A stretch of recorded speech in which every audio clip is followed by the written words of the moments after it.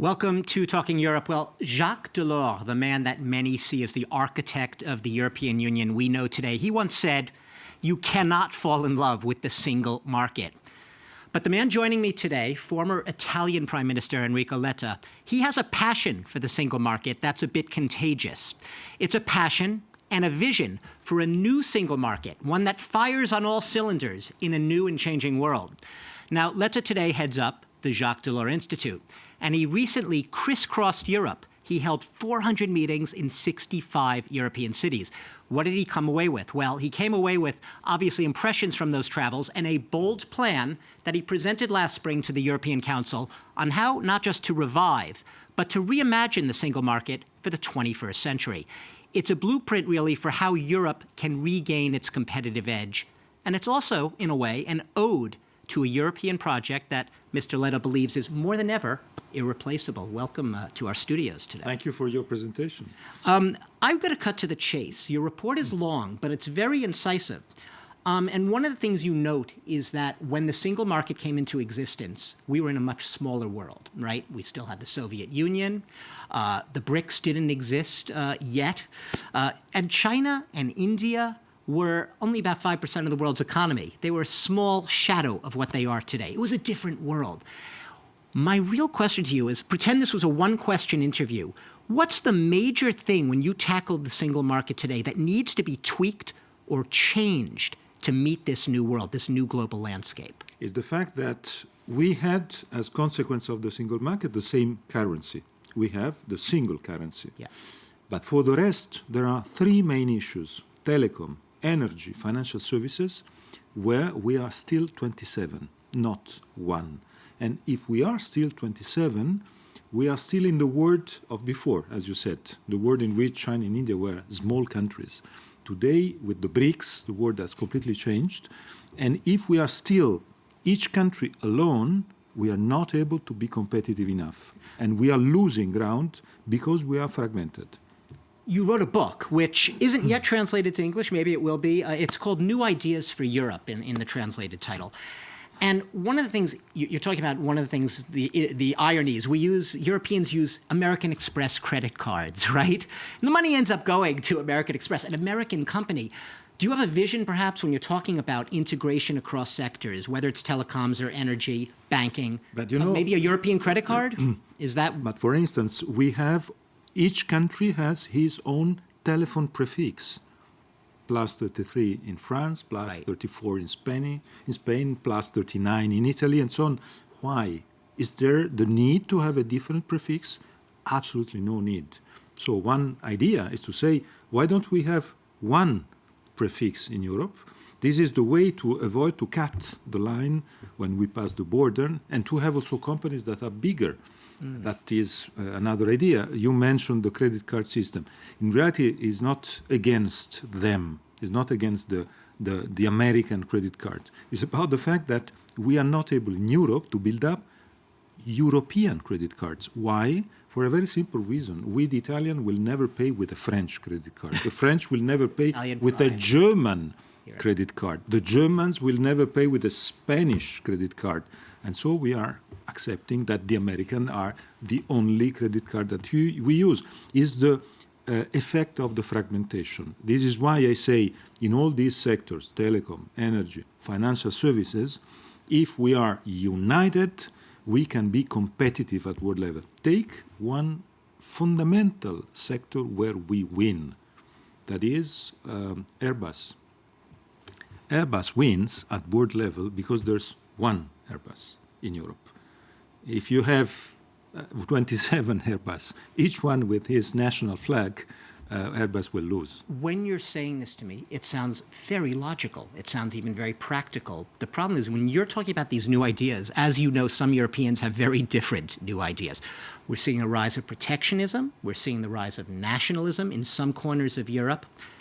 What convinces you that you can overcome these new forces in world politics, rising resurgent forces that want to go away from integration, sort of blow up, if you will, European integration? In the trip that you mentioned, I met all 27 governments, even governments that are not so pro-European, but they all agree on one fact.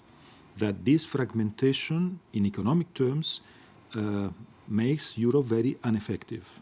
Everyone agreed with that. Yes, yes. There's a very simple figure, 300 billion euros, it's enormous, each year are flying to the US financial market.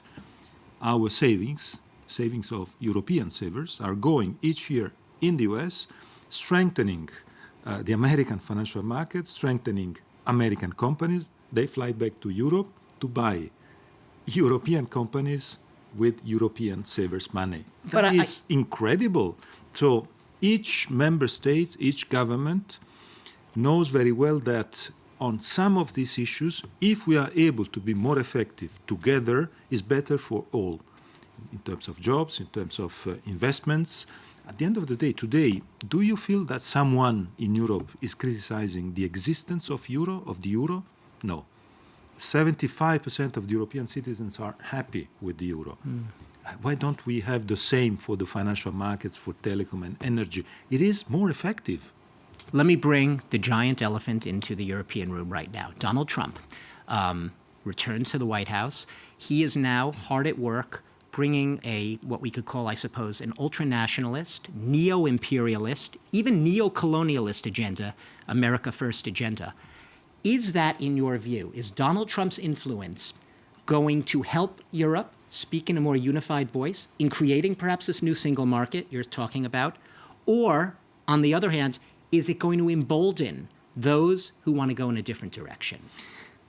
I hope the first solution that you say. So I hope that Trump's challenges will bring the European leaders to be more united. But I am afraid that some countries can think, but I'm a friend of him, so he can save him. He can avoid attacking me and attacking my neighboring. They can go over Europe directly to Donald Trump. Oh, so the key point is to consider that we are all together, and the European system is an integrated system. I'll give you just one example. If Trump attacks German cars, you know that he has always this point about German cars. It is not just an attack concerning German economy, because for the German car, the Italian industry, the Italian automotive industry plays a fundamental role. So an attack to German cars will affect also the Italian economy. This is everything like that today is in Europe, because the internal market is creating a unified environmental economic system. So at the end of the way, we have to react all together, and we have to react in a very strong way. You have an interesting idea. I believe it was either in your report or the book. You could tell me which. Creating a virtual European state on the lines of perhaps the state of Delaware in the United States. A virtual state, which is exactly what it sounds like, right? The geopolitical equivalent of maybe a Bitcoin, right? It only exists in virtuality. How does that work, and what's the point of it? It's not so complicated. The key point is the fact that we have not only telecom fragmented, energy fragmented, financial services fragmented in 27. We have also, for instance, the business law. Corporate laws are different from each country to another. So we have 27 business laws.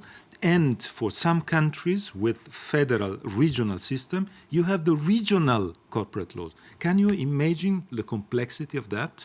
It's something that is pushing back investors, that is affecting the way in which the small and medium-sized enterprises can work. So the idea is to say, we build up a 28th virtual state. We give this 28th virtual state its own corporate law, and a company can choose this one, and this one becomes a passepartout. He is accepted everywhere.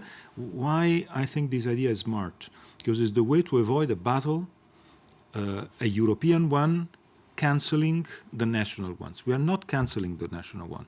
We are creating the fast track, and companies can choose, and I'm sure that companies will choose the fast track. Interesting. We have very little time left. I just want to ask you, one big issue right now is the push for deregulation, and Polish Prime Minister Donald Tusk especially right now seen as one of the people leading this push. Is deregulating Europe and its industries, is it compatible with the values of the single market and its shared values, especially where social justice is concerned? Of course, it depends on which kind of simplification we create.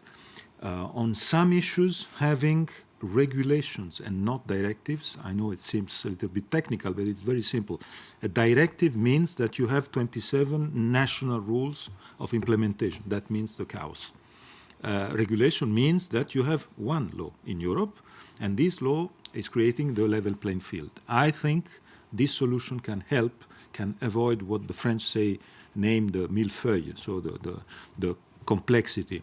But it is clear that it has not to be something against Green Deal and solidarity rights, because Green Deal and solidarity rights, they are the main values and the pillars of our coexistence. Time for just one last question here. So right now I said your book is not available yet in English for English-speaking readers, New Ideas for Europe.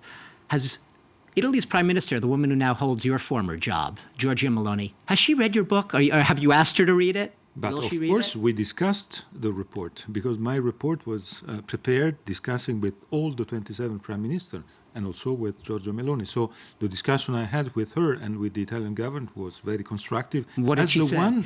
As the one, for instance, I had 3 hours meeting with Orban on that.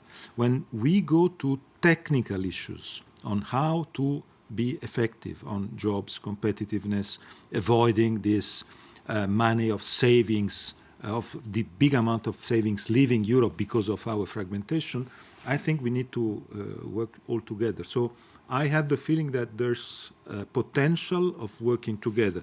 And the 27 decided all together to support my report and Draghi's report. Von der Leyen launched the competitiveness compass with the 2 reports. Now it's time to act. Enrico Letta, we're going to have to leave it there. I like to leave it on that note of hope, the potential perhaps for cooperation, even among unlike-minded politicians in Europe. The book is Some New Ideas for Europe, and the author, obviously, of a new report on a new single market for a new and changed world here in Europe. Thanks for watching the interview here on Talking Europe.